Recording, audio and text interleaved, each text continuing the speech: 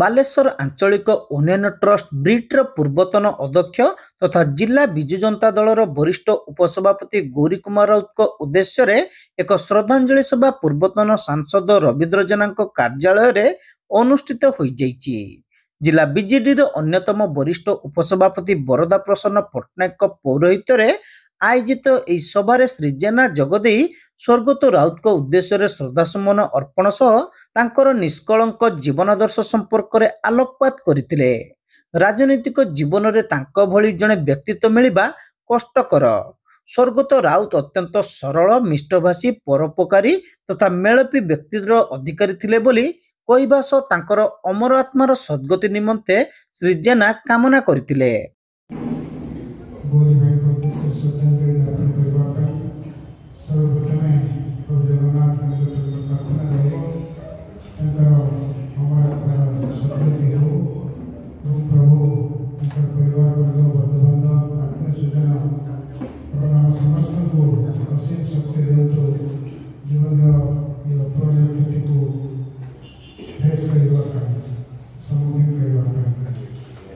गौरी भाई सहित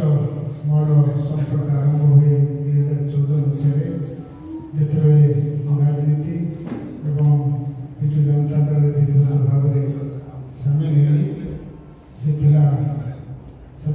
प्रथम बैठक प्रथम देखा प्रथम आलोचना विभिन्न प्रकार राजनीतिक विषय वस्तु पर जिले में किभली भाव में दल मजबूत हो आगामी दिन किभली भाव में दल से दिन कथा 2014 कथा एवं शेष देखा अल्प केत दिन पूर्व से आसते आसवा उद्देश्य था जे पो बाहर को निमंत्रण करने से भी जानते मुझे जानती से जीवन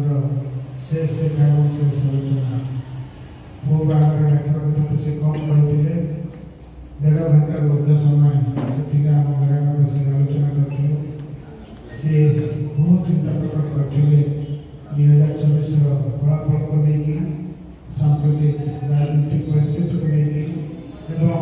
आगामी दिन में सामाजिक विधि व्यवस्था एवं राजनीतिक भविष्य को